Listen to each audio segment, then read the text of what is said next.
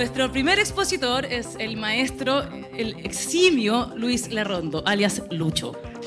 Lucho es de la Católica, él es bioquímico de la Católica, se doctoró en la misma Católica en biología celular y se hizo su postdoc con los temas de relojes circadianos en Dartmouth, que es una universidad que es particular en el norte de Boston por el tema de los relojes circadianos, porque ahí está el señor Dunlop, que es el gurú de los relojes circadianos en el mundo. Y aquí tenemos a nuestro discípulo directo de Dunlop, que se ha convertido hoy en día en una eminencia local también. Ustedes habrán visto en la prensa que ha sido beneficiado con un montón de fondos y de hecho tienen un núcleo milenio, un instituto milenio, cashin, ¿ya? Que va... que están desarrollando todo el tema de los relojes circadianos por toda la tremenda relevancia que tienen en todo orden de la vida y las cosas, agricultura, medicina, millones de aristas. Así que por favor, un gran aplauso, cálido, ferviente.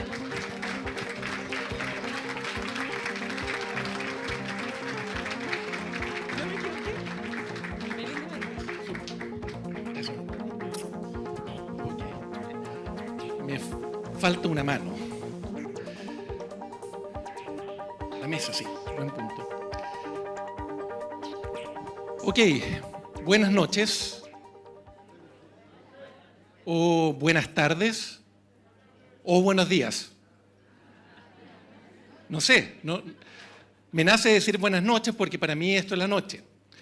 Pero ¿quién de acá viene llegando de algún viaje desde otro uso horario? Desde Europa, desde Asia.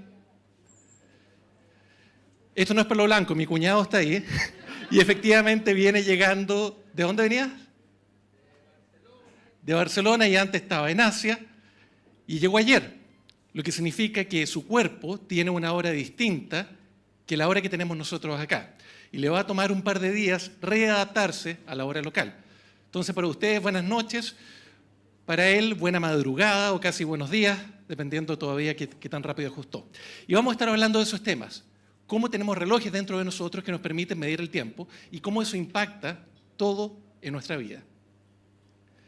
El tiempo es algo que sentimos y es algo que está ocurriendo. Y la principal variable que estamos sintiendo día a día viene dada por esto. Constantemente tenemos días, tenemos noches, y luego volvemos a tener días y volvemos a tener noches, y esto viene repitiéndose desde el origen de los tiempos. Esto tiene una consecuencia, que es como tan predecible que esto viene ocurriendo, que los organismos aprendieron a predecir estos cambios, a saber que luego del día viene la noche, y luego de la noche viene el día. Entonces, los organismos desarrollaron maquinarias moleculares dentro de ellos que les permiten anticiparse a estos cambios diarios. ¿Y por qué uno quisiera anticiparse al cambio de día y noche? Porque día y noche son muy distintos. De hecho, si ustedes van al diccionario de sinónimos y antónimos y tipean día, automáticamente les dice que el antónimo es noche, oscuridad.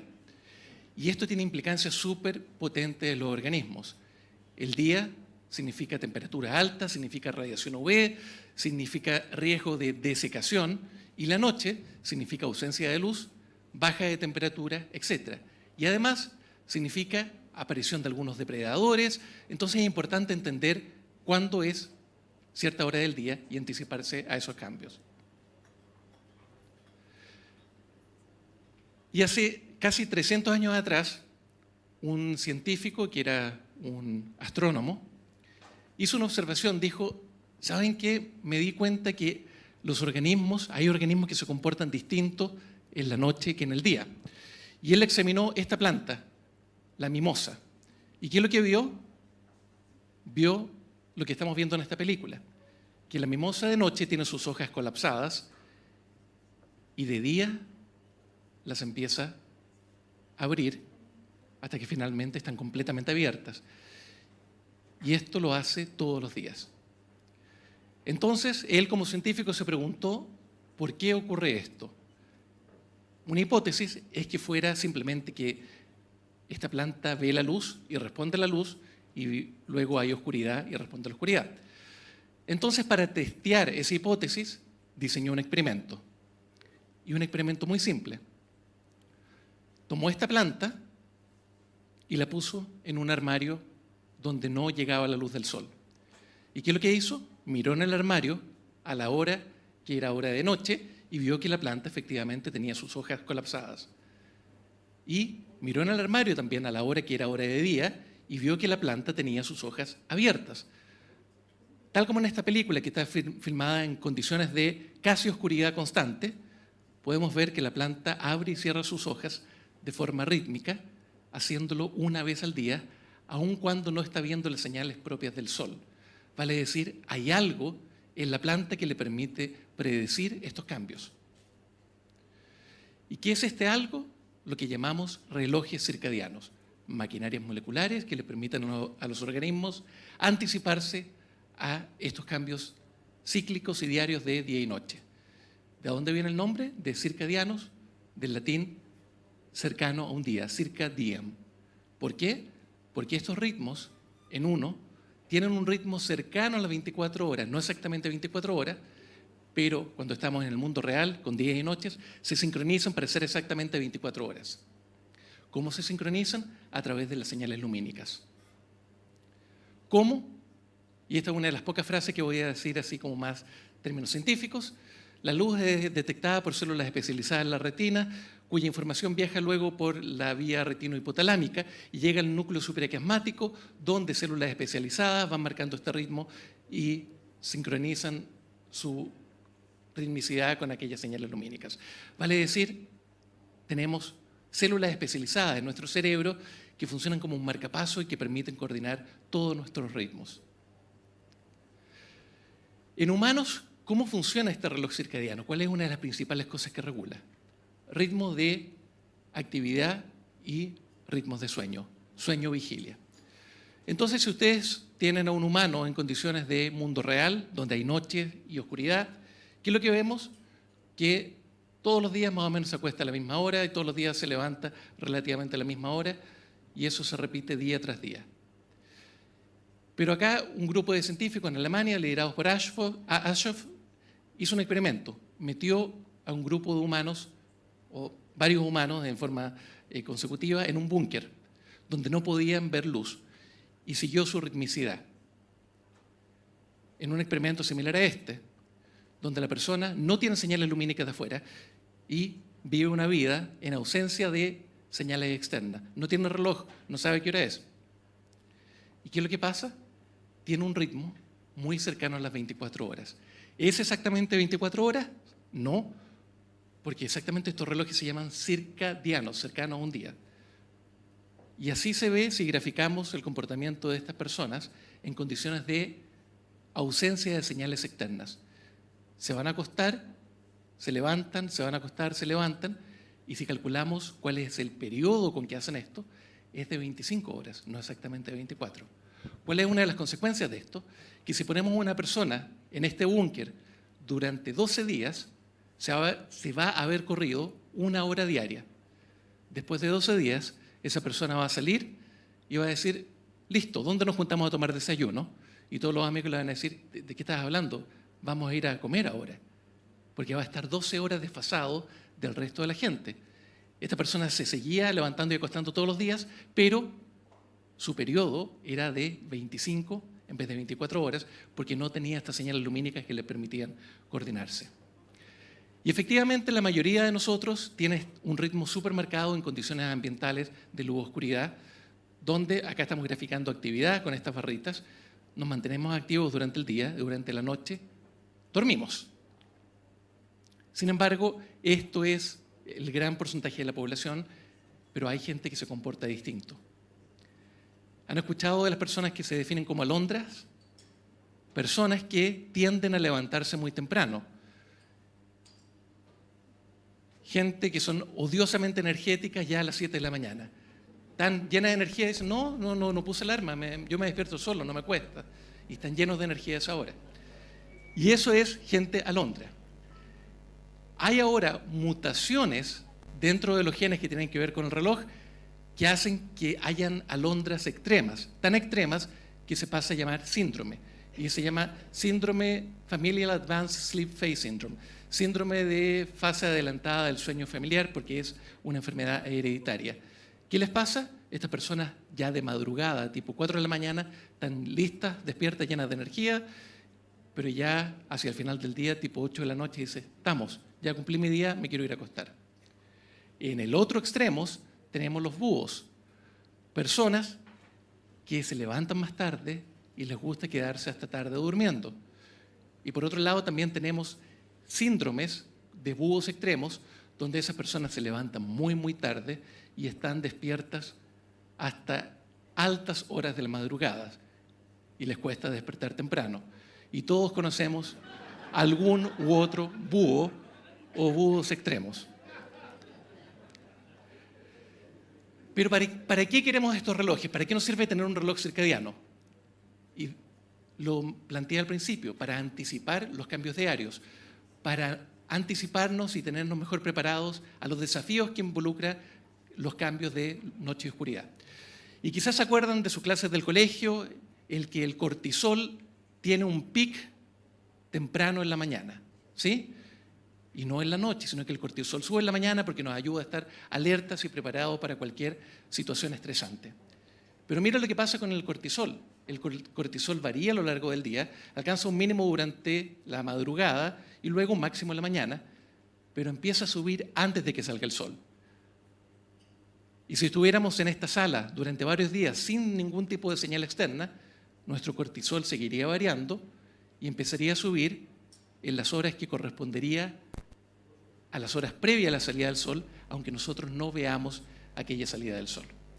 Y acá les grafico el concepto de anticipación. Este video está grabado con el sol moviéndose en esta dirección y podemos ver a las hojas de la planta tratando de captar la radiación solar para hacer fotosíntesis. A medida que el sol se va poniendo hacia acá, la planta trata de captar la mayor cantidad de los últimos rayos del sol. Y lo impresionante viene ahora. ¿Qué pasa antes de que salga el sol? Antes de que salga el sol, la planta vuelve a reposicionar sus hojas para estar preparada para captar la mayor cantidad de radiación lumínica. ¿Por qué? Porque tiene un reloj que le permite calcular el tiempo y anticiparse a estos cambios. ¿Qué tan importantes son los relojes circadianos? Mucho. Afectan gran parte de lo que ocurre en nosotros. ¿Y cuál es un barómetro muchas veces para decir qué es importante o qué no es importante? El que haya un premio Nobel en el tema. Es lamentable, pero muchas veces es así. Cuando ya hay un premio Nobel en el tema, la gente dice, uy, qué importante este tema. Bueno, a los relojes circadianos les tocó su hora de fama en octubre del año pasado, donde estos 3 científicos obtuvieron el premio Nobel por sus trabajos en avanzar los primeros detalles moleculares de cómo funciona un reloj circadiano. ¿Dónde lo hicieron? Estudiando la mosca de la fruta, otro organismo modelo. Nosotros trabajamos un organismo modelo que es un hongo, ellos trabajan un organismo modelo que es una mosca de la fruta. Destaco acá Michael Young, porque Michael Young es parte del Instituto Milenio que tenemos, es lo que se llama un Senior Advisor, y acá Senior no se ocupa como viejo, ¿ya? Sino que Senior como de mayor experiencia. Es un tremendo colega, y algún otro colega alguna vez me dijo, nunca confíes en un científico que no le guste tomar. Y Michael pasó la prueba. Así que en base a eso lo incorporamos al instituto, no había ninguna razón para no hacerlo. ¿Qué cosas regula en nosotros el reloj circadiano? Muchas cosas, y acá les muestro solo algunos ejemplos de ellos. A distintas horas del día hay eventos que tienden a ocurrir mejor, hay pics de algunas actividades. Por ejemplo, el sueño profundo lo tendemos a alcanzar cerca de las 2 de la mañana, el mínimo de temperatura corporal cerca de las 5 de la mañana, aumento de la presión sanguínea alcanza un máximo cerca de las 7 de la mañana, y eso explica muchas veces la mayor cantidad de eventos de problemas vasculares. Y también en la tarde ocurren cosas. Máxima coordinación manual cerca de las 2:30 de la mañana, mayor tolerancia al alcohol, estamos más o menos en el rango, eso es buena noticia. Y hoy día les recomiendo tratar de retardar un poco esto porque la noche nerd termina pasado las 11, pero a las 11 también el reloj dice que hay tendencia a mayor frecuencia de relaciones sexuales. Así que retarden un poco hoy día ese evento. ¿Qué otras cosas impactan nuestro reloj? Y este es un experimento súper bonito que abrió las puertas a un montón de preguntas interesantes. Se sometieron a ratones a 2 tipos de dietas. Dietas ricas en grasas, muchas calorías, muy basadas en lípidos, pero en un caso, las grasas se les dieron distribuidas a lo largo de todo el día, de 24 horas. En otro grupo de ratones, la misma cantidad de calorías, mucha comida grasienta, se le dio, pero restringidas a 8 horas durante la noche. Pero acá tengo que aclarar que los ratones son animales nocturnos, vale decir, se les dio en su fase activa. Muchas calorías de comida muy grasienta a lo largo de 24 horas o solamente restringidas en estas 8 horas. Y con la misma cantidad de calorías pasó lo siguiente. Este ratón, que comió en condiciones que se llaman ad libitum, vale decir, comió como chancho todo el día, queda así. Pero los ratones que consumieron la misma cantidad de calorías, pero en solo 8 horas, están regios. No les pasó nada, a pesar de que comieron mucha comida poco saludable. ¿Por qué? Porque el reloj circadiano impacta también el performance metabólico de los organismos. No solo se ven distintos, sino que también una serie de variables fisiológicas están alteradas en este ratón, no están alteradas en esta. Este básicamente está desarrollando síndrome metabólico y este otro está bien. Si uno hace un análisis del hígado, muestra hígado graso, este se muestra normal. Y esto de hecho ha llevado a plantear potenciales intervenciones alimenticias, potenciales intervenciones dietarias, donde no se regula tanto cuánto se come, sino a qué hora se come.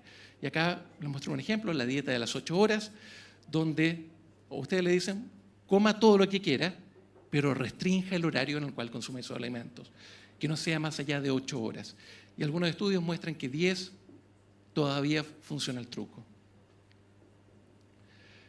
Y esto es la última otra frase que les voy a decir de cómo funciona un reloj circadiano. Les estoy hablando que están estos relojes. ¿Cómo funcionan?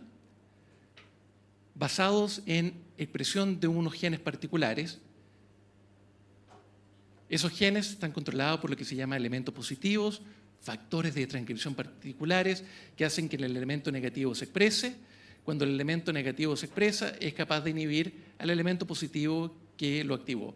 Vale decir, formamos lo que se llama un feedback loop negativo y eso funciona porque esto permite que esto se exprese. Cuando esto se expresa, inhibe a lo que permitió que se expresara. Por lo tanto, ya no se expresa más. Pero cuando ya no se expresa más, esto puede volver a activar la expresión de esto otro y se vuelve a repetir el ciclo. ¿Y cuánto dura eso? Cercano a 24 horas. Esas son las bases moleculares de cómo funciona. ¿Cuál es la gracia? Que este diseño molecular de cómo funciona está conservado en mamíferos, en distintos tejidos encontramos que este reloj está funcionando, funciona también en insectos y funciona también en hongos, que es lo que estudiamos nosotros, y así también en plantas.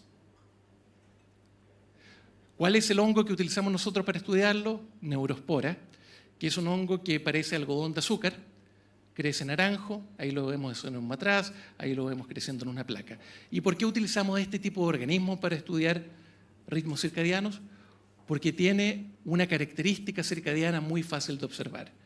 ¿Cuál es esa? Cuando la crecemos en tubos de vidrio, donde tenemos medio de cultivo sólido, si ponemos el hongo a crecer en esta punta, el hongo va a ir creciendo en esta dirección. Y miren lo que ocurre. Una vez al día, el hongo forma estas estructuras que son lo que se llaman esporas, sigue creciendo y al día siguiente vuelve a producir esporas. Y si se dieron cuenta, el tubo de acá arriba las producía más rápido que acá. ¿Por qué? Porque este organismo lo podemos mutar para que las características circadianas se alteren. Y significa que si eso ocurre es porque alteramos, mutamos un gen particular que participa en que el periodo sea cercano a las 24 horas. Y eso nos permite entender molecularmente cómo funciona. ¿Qué trucos hay para hacer esto más fácil de estudiar? Podemos tomar dentro de la luciérnaga, en sus cromosomas, hay un pedazo de ADN que codifica para la información que le permite generar luz para una enzima que se llama luciferasa, que hace que la luciérnaga brille en la oscuridad. podemos tomar ese pedazo de DNA, fusionarlo con los elementos en neuróspora que controlan el reloj circadiano, para que ahora el hongo brille en la oscuridad y ese brillo en la oscuridad esté bajo el control del reloj circadiano de neurospora. ¿Cuál es la consecuencia? Que vemos luz, vemos bioluminiscencia subiendo y bajando de forma diaria, con un ritmo cercano a las 24 horas. Este mismo truco se utiliza en mamíferos para entender cómo funciona la regulación molecular circadiana. Les dijimos que el núcleo supraquiasmático es en mamíferos donde se controla el reloj circadiano. Lo mismo ocurre en humanos que en ratones. Podemos seguir alguno de estos genes del reloj circadiano, vemos que oscila de forma diaria, o le podemos meter el gen de la luciérnaga al ratón para ver ahora cómo ese gen se prende y se apaga en esta pequeña sección del cerebro. Se prende, se apaga una vez al día, producto de esta regulación circadiana. Literalmente podemos ver al reloj en funcionamiento. Y ahora, para terminar, algo que nos compete mucho con este fin de semana, el cambio de hora. Esto es un mapa del mundo donde se ven los distintos usos horarios. Nosotros estamos acá, donde vemos que los países vecinos tienen un uso horario de -5, nosotros tenemos un uso horario de -3 y nos vamos a mover a -4. Ustedes pueden darse cuenta que estamos un poquito corridos con respecto a lo que ocurre con la posición que nos debería tocar. ¿Qué significa esto de los usos horarios? Que en distintos lugares del planeta la hora es distinta. Por ejemplo, ahora en Chile, si fuera las 6 p.m., en Madrid sería las 11 p.m. ¿Qué significa eso? Que si un chileno viaja de Chile a Madrid, apenas se baje del avión, su hora local va a ser todavía la hora de Chile, aunque en Madrid sea una hora distinta. ¿Qué consecuencias tiene eso? Que el individuo va a estar con la hora cambiada durante una cierta cantidad de días. Por ejemplo, cuando se baja del avión, llega, se va de fiesta por Madrid, él siente que son las 1 de la mañana en su cuerpo, aunque en Madrid ya son las 6 de la mañana y están cerrando los locales. Pero él dice, sigamos, pero ya no hay quien la apañe porque la gente local está con una hora distinta. Eso también tiene consecuencias. Cuando ya sea las 11 de la mañana en Madrid, este chileno que viajó y llegó el día anterior, su cuerpo va a ser las 6 de la mañana y si tenía una reunión de trabajo va a estar medio trasnochado y no en situación óptima porque su reloj biológico le va a decir que es otra hora. Y si estos relojes circadianos no fueran sincronizables a través de la luz a la situación local, estaríamos fregados porque este chileno estaría para siempre con su horario cambiado respecto al horario de Madrid. Sin embargo, el reloj se va ajustando y toma aproximadamente una hora diaria de ajuste hasta que finalmente nuestro reloj biológico queda en sincronía con la hora local. Entonces este chileno ya cerca de después de 5 días estaría completamente a la hora local de Madrid. ¿Y qué pasa ahora, este fin de semana, cuando cambiemos a horario de invierno? Nuestro reloj circadiano en el fondo evolucionó para ayudarnos a despertar a una cierta hora. ¿Cuándo? Justo más o menos cuando empieza a salir el sol. ¿Ya? Entonces, si no tuviéramos reloj y viviéramos en el campo, teóricamente la mayoría de nosotros se tendería a levantar o a despertar cuando empieza a salir el sol. Ahora hay un problema. ¿Qué pasa si el sol sale a las 8:20, pero nuestro despertador, porque tenemos un trabajo que cumplir, suena a las 7 de la mañana? ¿Qué significa eso? Y ahí está sonando un despertador, parece. ¿Qué significa eso? Que nos están obligando los compromisos sociales a despertar antes de la hora que nuestro cuerpo quisiera despertar. ¿Qué significa eso? Que cuando estemos despertando producto de este despertador, vamos a tener algunos problemas, déficit de sueño, y vamos a desarrollar lo que se llama jet lag social. Y con esto termino. Les partí hablando de los relojes y que gente tiene ritmos más o menos normales. Hay gente que son alondras y otra gente que son como el negro Peñera. ¿Sí? La mayoría de la gente que es alondra no tiene muchos problemas levantándose durante la semana Y acá si vemos en oscuro los días de semana y en más claro los fines de semana, esas personas tienden a despertarse más o menos a la misma hora. Ningún problema, ellos despiertan a las 6, 7 de la mañana los fines de semana, durante la semana, sin casi siquiera necesitar despertador. Pero habemos otra gente que nos cuesta un poquito más despertarnos en la mañana. Entonces durante la mañana dormimos hasta la hora que el despertador nos obliga a levantarnos y durante los fines de semana dormimos mucho más. Y acá estamos graficando lo que es sueño en estas barras, ¿sí? Dormimos mucho más y nos levantamos más tarde. Entonces acá se está marcando en líneas segmentadas la hora media, el punto medio de sueño diario.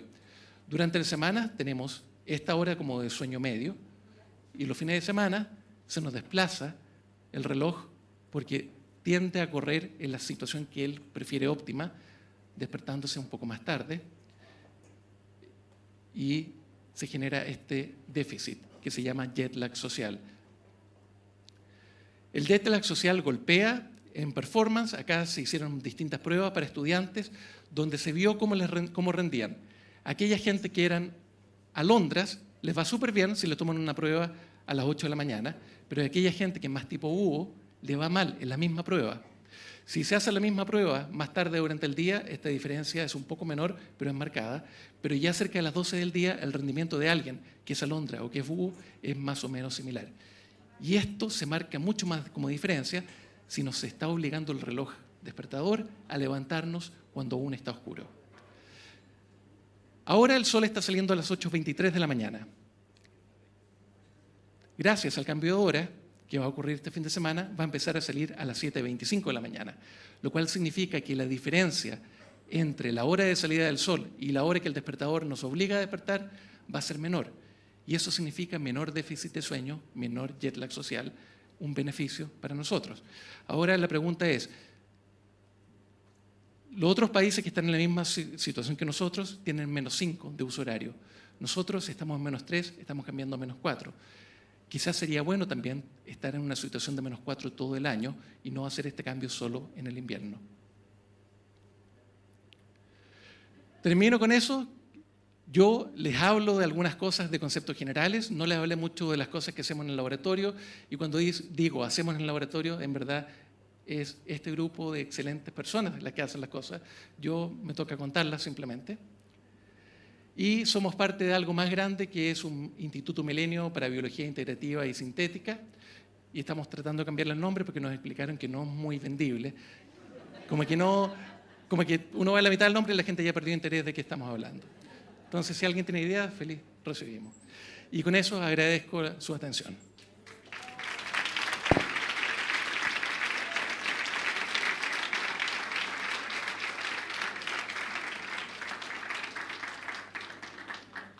Primero agradecerte tu charla, muy interesante. Yo estoy muy alejado de la biología, salvo mi señora y mi hijo que son biólogos. Y te pido excusas si me preguntas, es tonta, digamos, pero ¿qué tanto hay de este reloj que tú hablas y que es como, a mí me queda que como que fuera de la esencia y natural creado, a la circunstancia de que todos los experimentos que yo quería entender se produjeron luego que tanto las plantas, los humanos, tuvieron un día y una noche real? O sea, si no hubiesen tenido esa noche, hubiesen sacado a esta cosa de vida, sea humana o vegetal, también tendrían ese reloj. Gracias. Y aclaro, no hay preguntas tontas, hay respuestas poco claras. ¿Ya? Eso tiende a ocurrir. Con respecto a la pregunta, es súper interesante, porque la consecuencia de que tengamos estos relojes que marcan cerca de 24 horas es una consecuencia directa que la vida evolucionó en este planeta, donde día y noche suman exactamente 24 horas. Si hubiera sido en otro planeta donde se origina la vida, donde el día dura menos, donde día y noche duran menos, probablemente uno pudiera predecir que este mismo fenómeno hubiera evolucionado dándote un número distinto. 12 horas, 16 horas, 40 horas, dependiendo de qué tipo de planeta estuviéramos hablando. Y eso es interesante porque uno puede llevar esa pregunta que plantea a un experimento en el laboratorio, de decir, vamos a tratar de generar un reloj podemos mutar al organismo pidiéndole que bajo condiciones selectivas, súper agresivas de día y de noche, que duren distinto a 24 horas, cambie su periodo a un periodo distinto. Entonces uno lo puede hacer y ese tipo de respuesta que uno obtenga con los experimentos te puede indicar que efectivamente el que sea 24 horas es una consecuencia directa que haya evolucionado en un planeta donde día y noche suman 24. Una pregunta de los análisis que usted ha hecho en laboratorio. ¿Este reloj es un reloj que afecta la segregación de una hormona o afecta el feedback negativo? ¿Dónde está la regulación? Ya. Ese feedback negativo que describía está ocurriendo en todas las células de nuestro cuerpo y eso es un marcapaso que da 24 horas. Pero necesitamos una coordinación de ese reloj. Entonces, eso que hablaba del núcleo supraquiasmático en nuestro cerebro, cerca del hipotálamo, funciona como un maestro de orquesta, donde ese grupo de células del núcleo supraquiasmático es un director de orquesta que regula la capacidad de todas las células de nuestro cuerpo de llevar ese ritmo y manda señales a través de hormonas, a través de pequeños péptidos, para ir coordinando nuestro cuerpo que, por ejemplo, haya un proceso que tenga un máximo a cierta hora del día en el hígado. A otra hora del día se alcanza un máximo en un cierto proceso en músculo, a otra hora en el estómago, etc. Mi pregunta tiene relación con los estímulos necesarios para generar este reloj, porque, como bien señalaba antes, me doy cuenta que el reloj circadiano que hemos estado viendo tiene relación con la luz, que es una ventaja evolutiva, en el fondo, poder adelantarse para poder utilizar el recurso de manera más eficiente.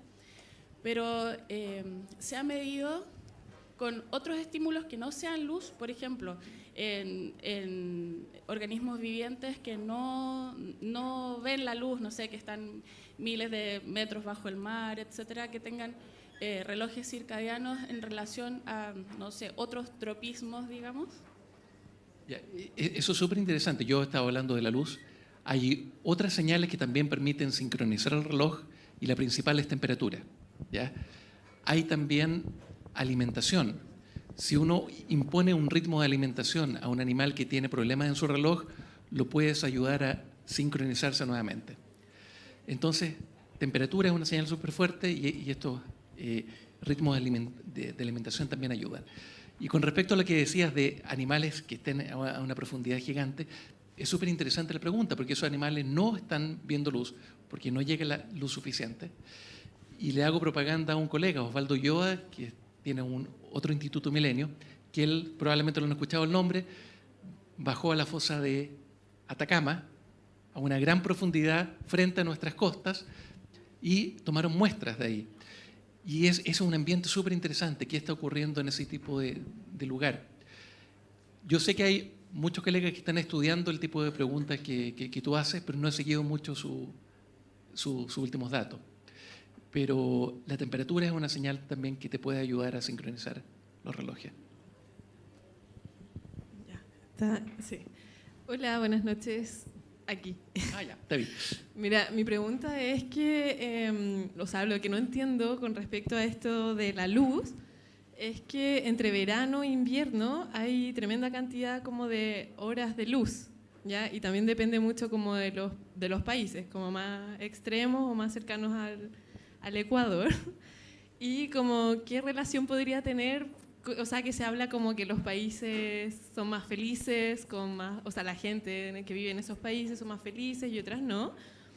Y cómo funciona todo esto como el reloj biológico si es que tienes pocas horas de luz y tienes exageradamente muchas en el verano y así. Es un punto súper interesante. De hecho, el que estos relojes no sean exactamente 24 horas, sino que sean circadianos, cercanos a un día, es justamente porque la vida en el planeta es bastante plástica respecto a las condiciones de fotociclo. En el Ecuador son 12 horas de luz, 12 horas de oscuridad. En otras latitudes son distintas y a lo largo del año van cambiando. En verano tenemos días más largos, en invierno días más cortos. El que este reloj tenga esa plasticidad de que es un ritmo cercano a 24 horas, que se coordina con las señales ambientales, te permite absorber el hecho de que tengas días más largos, días más cortos, el reloj lo procesa y termina sumando 24 horas. Hace la matemática y dice, estos fueron 24 horas. ¿Dónde vienen problemas? En la vida que vivimos actualmente. Piensa que estos relojes evolucionaron en nosotros como organismos que vivían en la naturaleza. ¿Dónde vivimos ahora? En un mundo civilizado, urbanizado, donde pasamos gran parte del día en una oficina con luz artificial. Cuando calculas la cantidad de luz que hay en una oficina, es órdenes de magnitud menor que la cantidad de luz que hay afuera. Y después de noche llegamos a casas donde iluminamos nuestras casas, y más ahora, en los últimos 5 años, cuando nos acostamos, nos tentamos una tablet o un teléfono celular frente a nosotros que emite un montón de luz azul. ¿Cuál es la consecuencia? Estamos teniendo casi una penumbra diaria todo el día. Poca luz casi todo el día, y eso efectivamente hay estudios que muestran que puede generar una cierta perturbación circadiana comparado con lo que sería estar expuesto a la luz del día sólida, real, y luego en la noche tener oscuridad real. Una pregunta súper ignorante. ¿Hay alguna relación entre los mecanismos que operan para el reloj circadiano y los de los animales que hibernan? ¿El proceso de hibernación es totalmente diferente? Yo estoy hablando, o he estado hablando de los ritmos circadianos en escalas de 24 horas. El campo de la cronobiología, ¿ya?, que es la ciencia o la biología que estudia el tiempo como variable en los sistemas biológicos, tiene distintas escalas. Hay gente que se especializa en ritmos que duran menos de un día, gente que se especializa en ritmos que son estacionales, de procesos que ocurren una vez cada estación hasta el año siguiente, o ritmos que son controlados por el ciclo de la luna, ritmos lunares. En el caso de la hibernación, una de las cosas que le permite al organismo entender de que está llegando la época de hibernar es el cambio en el largo de la duración del día. ¿Y cómo puede determinar si el día es más corto o el día es más largo? Entendiendo cómo pasa el tiempo. Vale decir, volvemos al reloj circadiano, que te dice, ok, esto es un día, y en ese contexto tú dices, ok, los días están empezando a durar menos y menos.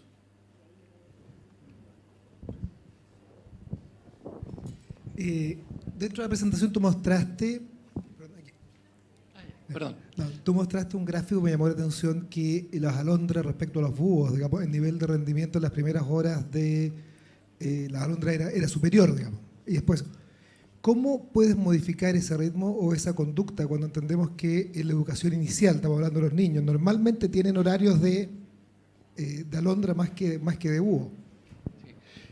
Es un tema súper interesante. Acá en Chile hay un colega, John Ewer, que está en Valparaíso, que él ha estado haciendo bastante lobby con los políticos para que este tema se entienda mejor o se tome más en cuenta, que es la importancia de la regulación circadiana y de los horarios con respecto a la salud y al rendimiento escolar. Hay algunos estudios que se hicieron en Washington donde se atrasó la hora de entrada de los colegios, ¿ya? ¿Y qué se vio? Que cuando se atrasaba la hora de entrada de los colegios, le empezaba a ir mejor a los estudiantes. ¿A quiénes le empezaba a ir sobre todo mejor? A aquellos que eran un poco más búhos que con respecto a aquellos que eran alondras. Y más aún, aquellos estudiantes, adolescentes que estaban en edad de manejar y que llevan al colegio en auto, se vio un cambio considerable en la cantidad de accidentes de estudiantes cuando estaban yendo al colegio, cuando se atrasó simplemente en media hora la entrada. Los niños y adolescentes son los más susceptibles a estos cambios de horario porque tienden a ser mucho más búhos que uno cuando va transformándose en adulto. Hola, buenas noches. Hola. Tengo una consulta, que yo trabajo en reproducción, entonces, si ustedes han estudiado alguna relación del ciclo circadiano con embriones humanos, porque ellos están sometidos a una incubadora bajo luz y todo, entonces yo veo diariamente que los embriones se dividen de distintas formas y también ver si viene alterado de algunas mujeres que a lo mejor tendrán su ciclo circadiano alterado, aquellas mujeres que hacen turnos de noche o de día y podrán ver afectados en ese estilo. Sí. Hay estudios bien interesantes en ese contexto que se pregunta qué pasa cuando una madre que está gestando tiene alteraciones circadianas, cuáles son las consecuencias en el feto. Y hay estudios con N bastante grandes que se han hecho en ratones con ese tipo de preguntas, en roedores. Y lo que se ha visto es que cuando se disrumpe de forma constante la regulación circadiana durante el embarazo, esa progenie, esos hijos que nacen, esos nuevos roedores, muestran algunas alteraciones fisiológicas, y lo que es más preocupante, que esas alteraciones fisiológicas duran inclusive hasta la adultez de esos nuevos organismos. Es lo que se llama el programming fetal o programación fetal. Durante el desarrollo fetal se produce una programación alterada, en este caso producto de la regulación circadiana alterada durante el embarazo, ¿ya? Entonces es un tema importante, pero en general no se considera mucho. Es lo mismo en los hospitales, muchas veces los enfermos se les tienen con luz continua casi todo el rato. Y se les está alterando también su regulación circadiana. Hola, buenas noches. Hola. Te hago una consulta. Esta dicotomía entre la regulación social del ciclo sueño-vigilia versus la regulación biológica, llevada a largo plazo, ¿de qué manera incide y a través de qué mecanismos en a lo mejor una mayor incidencia de, por ejemplo, de enfermedades neurodegenerativas o mayor daño neuronal? Con respecto a enfermedades neurodegenerativas per se, no recuerdo datos precisos. Lo que sí, hay una serie de otras patologías que se ven magnificadas o se ven mucho más frecuentes en personas que tienen este jet lag social mucho más marcado o más dramático. Problemas también asociados a tabaquismo, a obesidad. Vale decir, alguien que tiene un jet lag social súper dramático o súper agudo, desde el punto de vista fisiológico, no es alguien que esté tan sano como alguien que no lo tiene, y tampoco es alguien que esté tan feliz desde el punto de vista de sus capacidades cognitivas y anímicas. Y al mismo tiempo es alguien que no rinde tan bien como alguien que tiene un jet lag social muy mínimo o cero. Hola, una pregunta es que si se puede modificar el ciclo circadiano de un ser humano así como modificaban el de los hongos, así. Como los ponían bajo el experimento para que se acelerara el ciclo de los hongos, si se puede poner como un ser humano, tal vez como un niño o una cría, para también acelerar su ciclo circadiano. Teóricamente se podría, no es ético ya entrar a manipularlo, pero tú puedes hacer un experimento social donde puedes encuestar a un montón de gente y entender cuáles son sus ciclos de a qué hora se acuesta, a qué hora se levanta, y detectar en una población gente que tiene un reloj alterado. Y luego, a través de lo que se llama un consentimiento informado, tú le haces firmar a la persona, ¿le interesa participar en un estudio? Te dice sí, ¿ok? Y lo puedes examinar en el laboratorio, ponerlo en el búnker y tenerlo sin luz y ver cómo se comporta, cuánto dura su ciclo. Quizás dure 20 horas, quizás dure 30 horas, y ahí tienes de una población natural alguien que por razones genéticas tiene un reloj que corre distinto. Es un poco más ético que hacerlo al revés, pero se puede. Sí. Ya.